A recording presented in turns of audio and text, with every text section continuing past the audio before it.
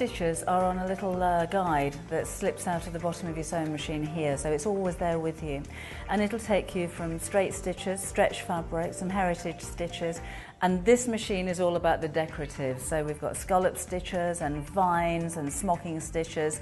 You can do some of these stitches with twin needles as well, and the ones that, or the numbers with a circle around them, it does say on the diagram, are not suitable for twin needle sewing. So for instance, if you're sewing on a button, you wouldn't want to use a twin needle, but the machine won't allow you to, and some of the honeycomb stitches, they won't take the twin needle, so you know, most of them actually do.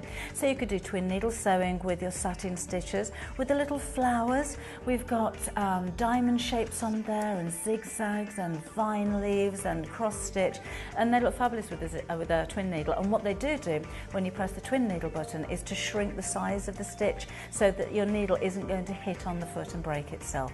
So those are all of your stitches. What I was going to show you is the towel that I decorated.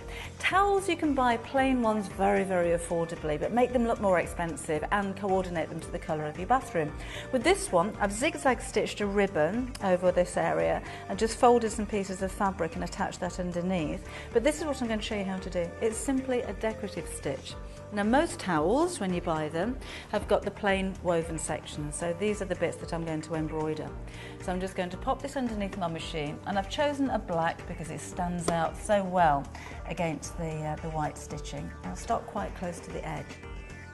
A function that you do have on this machine is a locking stitch. So if I choose my stitch first of all, and I'm going to go for the vine stitch because I like that, it's number 15.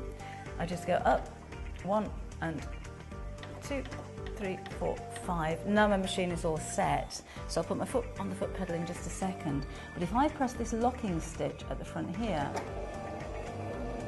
the machine will make 4 or 5 very tiny stitches all in the same spot. So you don't see those. It's not like you're going backwards and forwards, which can distort your stitching. So away we go. So foot on the foot pedal.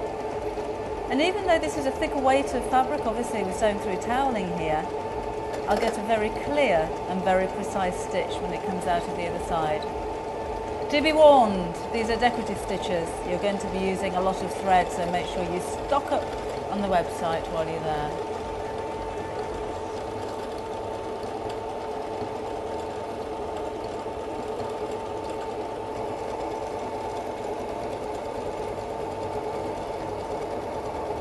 What you'll notice while the machine's sewing is how quiet and how smooth it is. It's not shaking around all over the table. And I'll show you the stitches in just a second, but when they come out, they look absolutely stitch perfect. All I'm doing here is guiding the towel through. So don't pull it, don't push it. Just make sure it's keeping in a straight line. I shan't do the whole of the stretch. I just want to show you again, if I press that locking stitch at the end, then my stitches aren't going to come undone. I'll lift the foot up, and there is a thread cutter just on the side of the machine, but look how perfect that stitch is.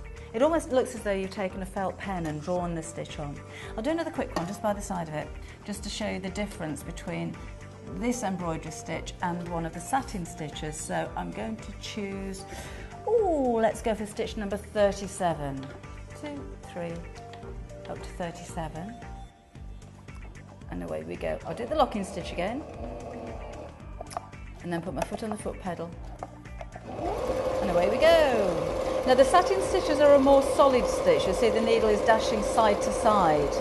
So unlike with the vine stitch, which is almost like one continuous thread, this will give you a bolder and a more solid look. All of the stitches, of course, are explained in the manual.